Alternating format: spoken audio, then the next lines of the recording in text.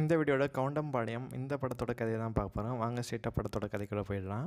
நம்ம படத்தோட ஆரம்பத்தில் ஒரு காலேஜ் கேன்டீனில் வந்து ரஞ்சித் வந்து வேலை செய்ய ஆரம்பிக்கிறாரு.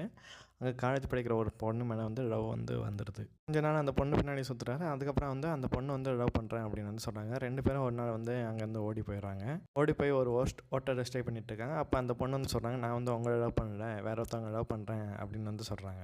அந்த பொண்ணோட வீட்டை எல்லாருக்கும் தெரிஞ்சிச்சு இவன் மாதிரி வந்து ஓடி போயிட்டான்னு சொல்லிட்டு.